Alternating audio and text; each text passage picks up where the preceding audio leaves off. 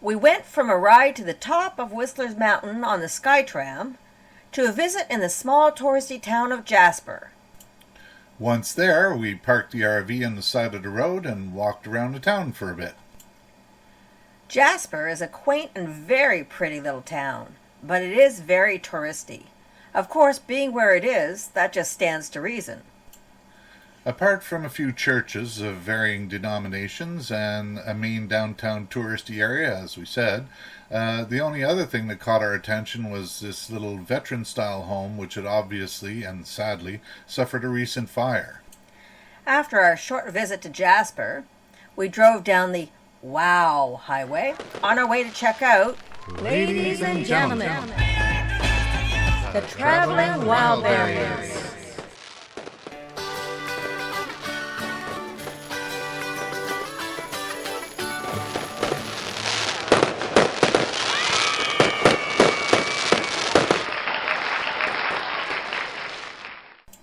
The Athabasca Glacier, which is said to be receding at quite a fast pace. Again, we get a great view of the wow part of this tour on full display as we head to the Athabasca Glacier. The Athabasca Glacier is one of the 6 principal toes of the Columbia Icefield located in the Canadian Rockies. The glacier currently loses depth at a rate of about 5 meters or 16 feet per year, and has receded more than 1.5 kilometers or 0.93 miles and lost over half of its volume in the past 125 years. Easily accessible, it is the most visited glacier in North America. The leading edge of the glacier is within easy walking distance. However, travel onto the glacier is not recommended unless properly equipped. Hidden crevasses have led to the deaths of unprepared tourists.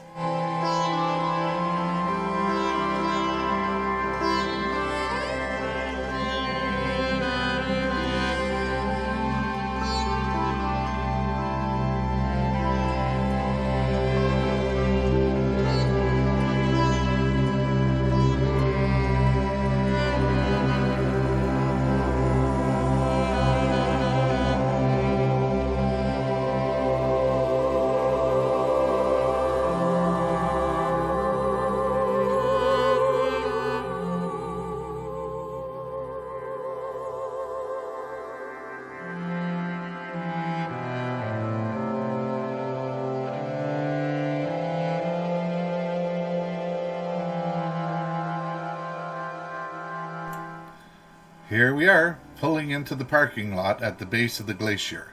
We decided to park a little further away in order to get more steps. Steps, steps, steps. That turned out well as far as steps go, but the chill in the air today was finding its way right through the small sweaters we both decided to wear on the walk.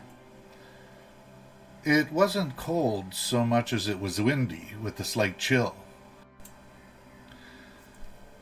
As we approached the actual edge where the glacier ice had receded to, we noticed the marker with the most recent date. As we walked further, we passed all the various other markers which dated where the glacier had receded to over the years. This picture offers a great example of not only how far away we parked and walked, but also gives a great example of the enormity of the mountains and the general space in this area. After a short visit, we decided we would continue down the Wow Highway. This particular part of the journey incorporated an all-new uncertainty. That being, we had no reservations at any campsite, and had not planned ahead for an overnight spot. The idea was to scout for a site as we drove. That was a bit unnerving.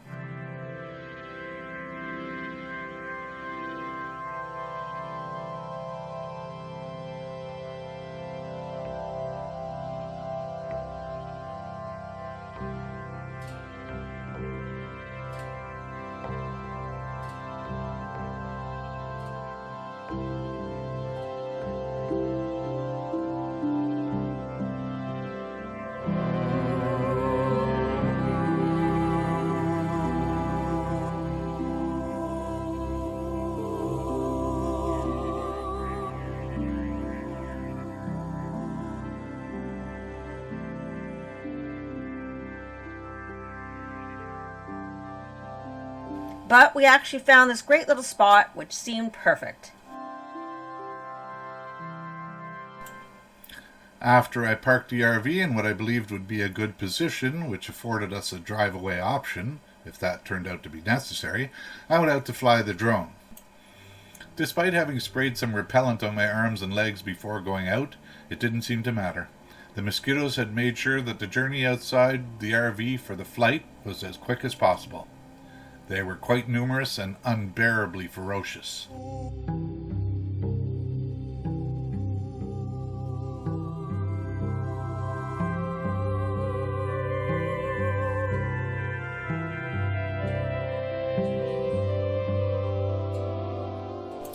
As you can see, the footage gives a great perspective of the spot we found, and the enormity and beauty of the massive mountains and trees in every direction, along with a beautiful medium-sized emerald lake in the near distance.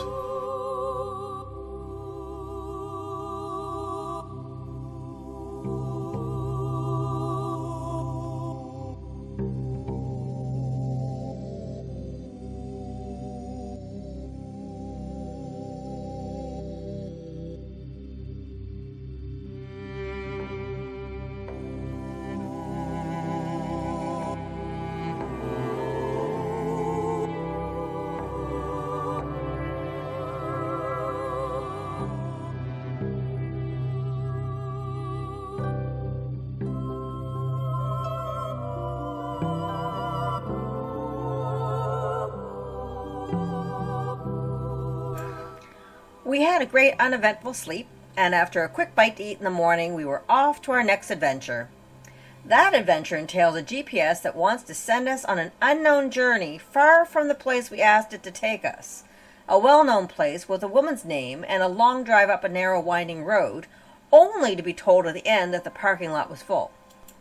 So be sure to come see what that's all about. Thanks for watching. Ciao for now.